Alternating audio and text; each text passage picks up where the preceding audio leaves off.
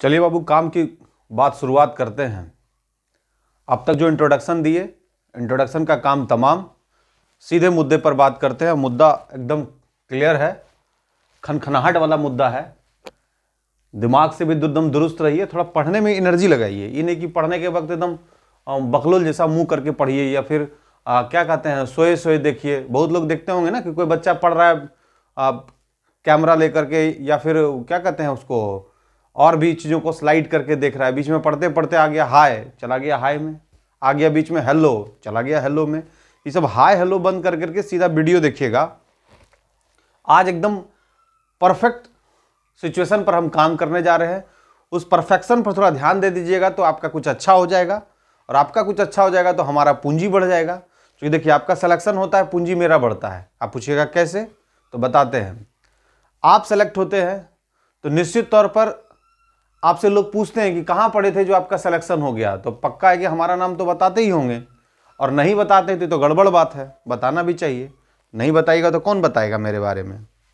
तो आप बताइएगा तो पक्का लोगों को लगेगा कि यहीं पढ़ता होगा, और फिर यही देखिएगा। इस बार मेंस के बैच में भी जो पिछले फाइनलिस्ट दरोगा हैं, वहीं से कंसर्निंग सारे बच्चों का यहाँ पर एकदम जमावड़ा लगना शुरू हो जाएगा। तो चलिए मुद्दे की बात करते हैं। आज इकोनॉमिक्स में खास सेक्शन है। एकदम इसको बहुत ज़्यादा प्रेशर लेकर के, बहुत ज़्यादा टेंशन लेकर के पढ़ने की जरूरत नहीं। एकदम एक छोटा सा चैप्टर है। हम लोग बोलते हैं इसको, सुना होगा कि इसको हम लोग बोलते हैं measurement of money. Measurement of money मतलब समझे कि मुद्रा का मापक, मतलब आप मुद्रा को कैसे मापते हैं। बड़ा छोटा कंसेप्ट है, छोटे कंसेप्ट को समझिएगा। मेजरमेंट ऑफ मनी में बोलता है कि मुद्रा को हम लोग कैसे मेजर करते हैं, मापते कैसे हैं। तो एक चीज ध्यान रखिएगा कि मेजरमेंट ऑफ मनी में बोलता है कि हमेशा डायरेक्शन M1 टू M4 होगा, यानी M1 से M4 की तरफ जाएगा। तो इसका मतलब जो M1 है उसका डायरेक्शन बढ़ते बढ़ते M2, M3 और M4 होगा। कभी कभी आपसे क्वेश्चन पूछेगा कि what is the real meaning of the M1। M1 होता क्या, किसको बोलते हैं M1, M2 किसको बोलते हैं, M3 किसको बोलते हैं, और M4 किसको बोलते हैं। तो कहा जाता है इकोनॉमिकल चेंजेस में देखने के लिए, इकोनॉमिक्स को बहुत अच्छे तरीके से समझने के लिए मेजरमेंट ऑफ द मनी का कंसेप्ट एकदम बेहतर होना चाहिए। और हम लोग सीधा सीधा बात करेंगे कि भाई M1 का मतलब क्या है। तो M1 आपका जो है वो है नैरो मनी। एकदम में नहीं बुझाया होगा, लग रहा क्या सर नैरो मनी और ब्रॉड मनी, ये पतला और मोटा मनी कौन सा होता है। जो पैसा देते हैं तो सब वैसा ही है, नोट को तो हम लोग देखते हैं। ये तो गड़बड़ इकोनॉमिक्स का भाषा बोल रहे हैं, नहीं बुझा रहा है। तो समझिए, अब इसको समझिएगा बिहेव में, व्यवहार में। नैरो मनी वैसा मनी जिसको हम तुरंत खर्च कर पाए, नैरो मनी है। जैसे अगर आपके पॉकेट का जो मनी है वो नैरो मनी है। पूछेगा नैरो मनी आपके पॉकेट का मनी कैसे हो गया भाई। नैरो मनी का मतलब होता है जो आपके पॉकेट का मनी इमीडिएट आप किसी चीज को खाते हैं या फिर किसी चीज को खरीदते हैं, अपने पॉकेट से इमीडिएट देते हैं, उसको हम लोग नैरो मनी बोलते हैं। ठीक है। फिर बोलता है कि हमारे पास जो पैसा आया, यानी हमारे पास जो करेंसी आया, उसको हम लोग क्या किए, जाकर के जमा कर दिए बैंक में। और बैंक में हम लोग का देता है उसके बदले में हम लोग के पास मिलता है सेविंग का इंटरेस्ट। मिलता है कि नहीं। तो सेविंग का जो इंटरेस्ट मिलता है, तो जो आप अर्न करते हैं पैसा, वो पैसा आपको कहा जाता है कि आप उसका कंजम्पशन कीजिए, कंज्यूम कीजिए, खर्च कीजिए। ये नहीं कि आपका जो वेतन आया, वेतन को सीधा जाकर के बैंक में रख दीजिए। उसका कंजम्पशन करने के लिए आपको पैसा दिया जाता है, खर्च करने के लिए दिया जाता है। ये नहीं कि अगर 23,000 रुपया आपको महीना में मिल रहा है तो 23,000 पहले बैंक में जमा कर देंगे और कंजम्पशन के नाम पर पूरे महीने काट लेंगे, तो गड़बड़ बात है। हर हाल में याद रखिएगा कि कंजम्पशन का जो कंसेप्ट है, वो कंजम्पशन का कंसेप्ट आपका चलना चाहिए। अब देखिए क्या है, पहला हम लोग आते हैं मेजरमेंट ऑफ द मनी में। M1 कैसा money, narrow money. Narrow money कैसा मनी होगा। नैरो मनी का मतलब होता है कि जो आपके पॉकेट का जो मनी है, जिसको आप इमीडिएट खर्च कर सकते हैं, वो हो गया नैरो मनी। फिर M1 से हम लोग आते हैं M2 में। थोड़ा डिस्टर्ब कर रहा है कुत्ता, बीच बीच में भौंकता है बहुत ज्यादा, और हम पढ़ाते हैं तो कुछ ज्यादा ही एक्टिव हो जाता है। पता नहीं इसको क्या होता है। देखिए, वो अब क्या कहा जाए, उसको हम कुछ समझा नहीं सकते हैं। ऐसे रहेगा बड़ा शांत, और जैसे हम पढ़ाना शुरू करेंगे तो पीछे से वो भी सुर में सुर मिला देता है उधर से। तो हमको लगता है कि इसको क्या समझ में आता है नैरो मनी और ब्रॉड मनी, बताइए। तो गजब गजब देखिए, बोल रहे हैं नैरो मनी, उधर से हाँ हाँ, अरे यार हाँ हाँ बंद करो, चलिए ठीक है। अब देखिए मेजरमेंट ऑफ द मनी में M1 कौन सा हो गया, नैरो। देख रहे हैं ना, देखिए कितनों उसको चुप करेंगे तो नहीं चुप होगा, और हम ऐसा भी नहीं कि उसके भौंकने से अपना वीडियो बंद करेंगे।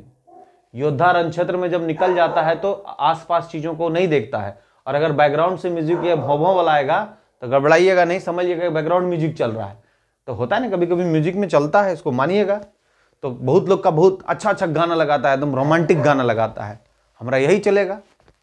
अपना पीछे से जो कुछ भी आए चलते जाता, हाँ बीच बीच में समझिएगा कि एकदम आपको जगाने का काम कर रहा है। तो फिर से समझिएगा, M1 कैसा मनी, नैरो मनी।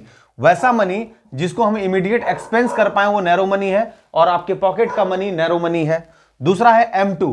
M2 हम लोग बोलते हैं कि वैसा मनी जिसको हम लोग सेविंग करते हैं। तो सेविंग कहां करते हैं बाबू, या तो बैंक में करेंगे और या फिर करेंगे पोस्ट ऑफिस में। जहां पर बैंक का कंसेप्ट नहीं वहां पर पोस्ट ऑफिस होगा। तो जैसे हम लोग पैसा जमा कर देंगे वो हो गया M2। तो आप बताइएगा कि पूछा जाएगा कि M1 और M2 में से ज्यादा नैरो कौन, तो M1 होगा, क्योंकि M1 कैसा पैसा, आपके पॉकेट का पैसा। M2 कैसा पैसा, जिस पैसे को आप बैंक में जमा करते हैं या पोस्ट ऑफिस में करते हैं। रेस्ट आता है आपके पास M3। कौन सा आता है, M3। तो M3 होता है दैट इज द FD, जिसको हम लोग फिक्स डिपॉजिट बोलते हैं। क्या बोलते हैं, फिक्स डिपॉजिट। यानी इसका मतलब बैंक में जो आप FD करते हैं, सबसे ज्यादा ब्रॉड जो है, याद रखिएगा कि पूछा जाएगा मोस्ट इंपॉर्टेंट ब्रॉड मनी, तो M3 मारिएगा। पूछेगा मोस्ट इंपॉर्टेंट ब्रॉड मनी, मतलब सबसे ज्यादा ब्रॉड मनी कौन सा है, M3।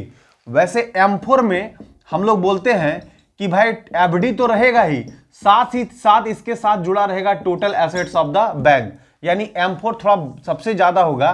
तो अगर आपसे सवाल पूछा जाएगा कि डायरेक्शन M1 से किधर जाएगा बाबू, M1 से जाएगा M4, M1 से जाएगा M4। तो M1 कैसा मनी, नैरो। उससे ज्यादा ब्रॉड कौन, M2। उससे ज्यादा ब्रॉड कौन, M3। और सबसे ज्यादा ब्रॉड कौन, M4। लेकिन मोस्ट इंपॉर्टेंट लगा देगा, अगर महत्वपूर्ण पूछ दे तो M3 मारना पड़ेगा। अब देखिए आपसे क्या क्या सवाल पूछ सकता है। पूछेगा कि किसी व्यक्ति के पास जो कैश पैसा है पॉकेट में, वो कैसा measurement of the money, M1। पूछेगा कोई व्यक्ति अपना पैसा, अगर जो पैसा खर्च करके एक्सपेंसेस करके जो रेस्ट बचता है और वो बैंक या पोस्ट ऑफिस में खाते में डालता है, वो कैसा मनी है, M2 है। फिर सवाल आपसे पूछेगा कि लॉन्ग टर्म के लिए, क्योंकि हम लोग NDTL के माध्यम से बैंक में अपना पैसा जमा करते हैं। NDTL का मतलब होता है नेट डिमांड टाइम लिएबिलिटीज। कुछ चीजें हम डिमांड डिपॉजिट करते हैं तो कुछ चीजें हम लोग टाइम डिपॉजिट करते हैं। डिमांड डिपॉजिट में करंट अकाउंट और सेविंग अकाउंट आता है, जबकि टाइम डिपॉजिट में हमारे पास FD और RD आता है। ध्यान दीजिएगा, FD और RD, एक को बोलते हैं फिक्स डिपॉजिट और एक को बोलते हैं रेकरिंग डिपॉजिट। पूरे NDTL का कुछ हिस्सा RBI अपने पास रखती है, इसी को तो हम लोग डायरेक्टली बोलते हैं CRR है, कैश रिजर्व रेशियो। और जिस कैश रिजर्व रेशियो के बिहाफ में RBI कमर्शियल बैंक को कोई परसेंटेज नहीं देती है, उसका पैसा जरूर रखती है लेकिन बदले में कोई उसका परसेंटेज नहीं देती है। क्लियर। तो ये हो गया M3 यानी कि मोस्ट इंपॉर्टेंट ब्रॉड मनी, यानी आप FD जो करते हैं बैंकों में वो आपका M3 हो गया। और M4 में क्या हो गया कि सारा जो total assets of the bank है, यानी उसमें FD के साथ साथ जो टोटल एसेट्स है, तो टोटल एसेट्स के मामले में हम लोग एक टर्म का यूज भी करते हैं। टर्म के CRR के अलावे हम लोग एक करते हैं SLR, जिसको बोलते हैं स्टेटरी लिक्विडिटी रेशियो। स्टेटरी लिक्विडिटी रेशियो का मतलब होता है कि CRR के अलावे जो रेस्ट अमाउंट है कमर्शियल बैंक के पास, उसे अपने पास सुरक्षित रखना पड़ता है। गाइडलाइन RBI के गाइडलाइन को अनुसार उसे अपने सुरक्षित रखना पड़ता है, और अगर वो उसको खर्च करता है तो ये डायरेक्शन होगा RBI का कि वो RBI के डायरेक्शन से ही खर्च कर सकता है। तो हम लोग एक लाइन में सीधे यूज कर लेते हैं कि total assets of the bank, commercial bank, that is the SLR, उसका टोटल एसेट्स कहलाता है। इस पर हम विशेष चर्चा करेंगे मॉनेटरी पॉलिसी में। बस अब इतना जान लीजिए कि मेजरमेंट ऑफ द मनी में पूछेगा सबसे ज्यादा नैरो M1, उससे ज्यादा ब्रॉड M2, सबसे ज्यादा broad M4, most important broad money M3। फिर सवाल पूछेगा कि सेविंग अकाउंट जो है और पोस्ट ऑफिस में सेविंग किस मेजरमेंट ऑफ द मनी में रखेंगे, M2 में रखेंगे। पूछेगा FD किस में रखेंगे, M3 में रखेंगे। फिर पूछेगा कि कैश पैसा किस में रखेंगे, M1 में रखेंगे। और इसके अलावा एक और कंसेप्ट हम लोग को दिया गया था YB रेड्डी के द्वारा, M0 का कंसेप्ट, जिसको एक्सेप्टेंस नहीं मिला। तो ध्यान रखिएगा कि मेजरमेंट होता है M1, M2, M3 और M4। M1 से M4 की तरफ जाएंगे ब्रॉडनेस बढ़ेगा, M4 से M1 की तरफ जाएंगे तो नैरोनेस बढ़ेगा। बस यही है मेजरमेंट ऑफ द मनी का कंसेप्ट, दिमाग में एकदम फिट कर लीजिएगा। इसी को बोलते हैं मुद्रा का मापक यानी मेजरमेंट ऑफ द मनी। बस एक चीज और ध्यान में रखना है कि सब के साथ स्लिप करके यानी M1 स्लिप करके प्लस आ जाएगा, फिर M1 हो करके प्लस हो जाएगा और फिर वो M1 आकर के प्लस होगा। यानी जो कैश पैसा है, जो नैरो पैसा है, वो हमेशा स्लिप करके M2 की तरफ, M3 की तरफ और M4 की तरफ आएगा। बस यही है concept, that is the measurement of the money. Next class में हम लोग बात करेंगे मॉनेटरी ऑफ द पॉलिसी। जय हिंद, जय भारत।